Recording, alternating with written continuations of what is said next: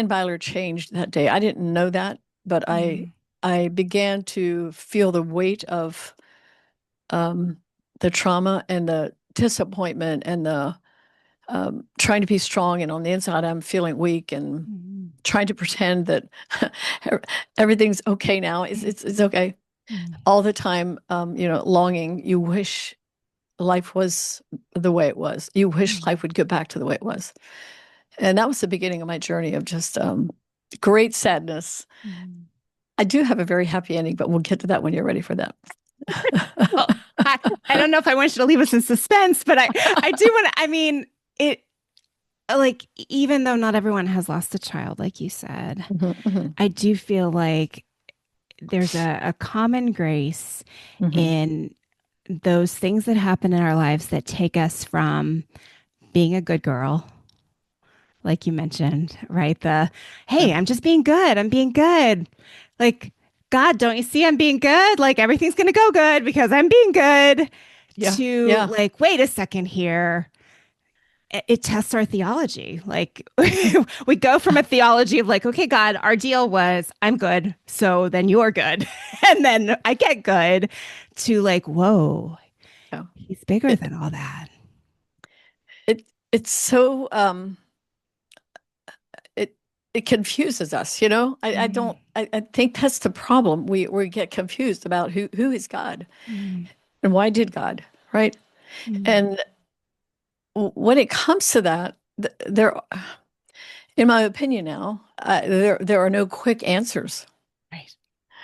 Um, Although I've learned in the last years since that day to this day, I've learned a lot of things, and that's what I love to talk about and what I uh, share, the things that gave me life. But in that moment, and for a couple of months after Angie was killed, I never cried in front of anyone because I wanted people to think, see, it's so ridiculous, you know. Um, I began the life of pretense. I just was pretending that everything was okay. That's a very, very hard way to live. Yeah. And in time, so my pastor came to me a few, 2, 3 months after Angela was killed and just said, come to my office and we'll talk. And wow, I was like delighted that somebody actually wanted to talk to me. Mm, And, um, and we had a loving church and a loving family and all the things that you would imagine, right? Right. yeah. But I'm in the middle of all of it. And you almost feel unseen. You feel Mm, like nobody sees you, nobody knows you, right? And so anyway, I went with to his office, and he took advantage of me after we talked about an mm, hour. mm, Well, at the end of that, just I was leaving. After I left his office, I just stood outside the door, and I'm like, I didn't understand what happened. I'm 27 years old, but I'm like, what did he just do? But I made a choice that I mm, would never tell. mm, And Heather, I would never have known in that moment that the one choice that I made that morning to keep a secret, it would enslave me mm, in the world of sexual abuse with the pastor for almost 7 years. mm, Every time I say that, it sounds so unbelievable. mm, The shackles of the dark world. And it was not my fault that I was abused, but and the choice in the moment I thought was the only option for me. I can't tell my husband. I never kept a secret from him.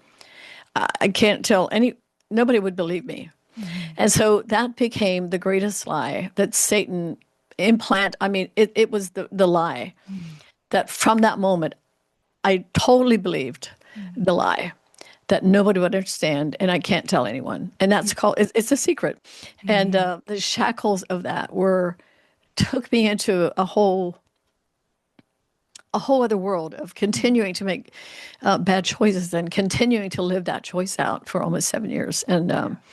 during that time, and I understand the feelings of I knew, I didn't just think, I knew, totally believed that I was unlovable. Mm, I was unchangeable. I would never be able to go back to the Ann Beiler I mm, was and mm, wanted to be.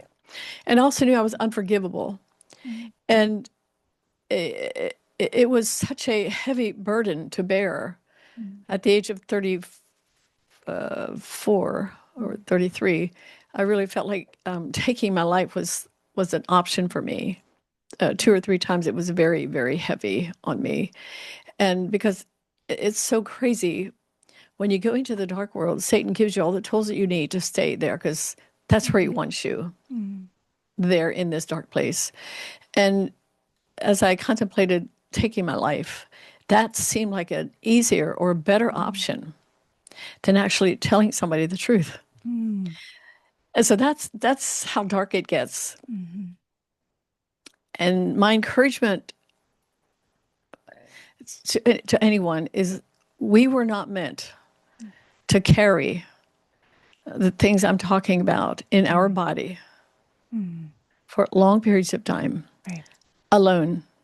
We were meant to be in connection with one another.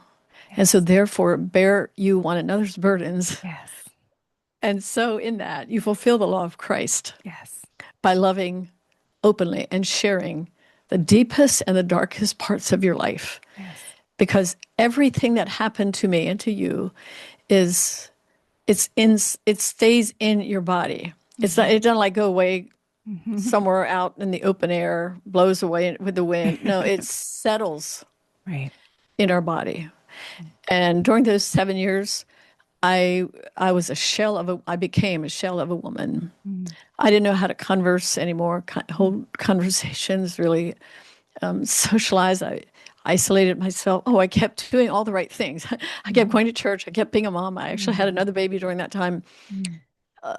Life looked normal, but I was a shell. I weighed 90 pounds. And again, the anger that I felt toward God, because why? Why did you let this happen to me? Toward my husband, who didn't know what to do with me, didn't know how to care for me. He loved me. Not one time was he ever unkind, and angry at the pastor. That anger then turned inward. Eventually, me. I hated who I had become. You love your neighbor as you love yourself. In that way, in that place, that deep root of anger and hatred.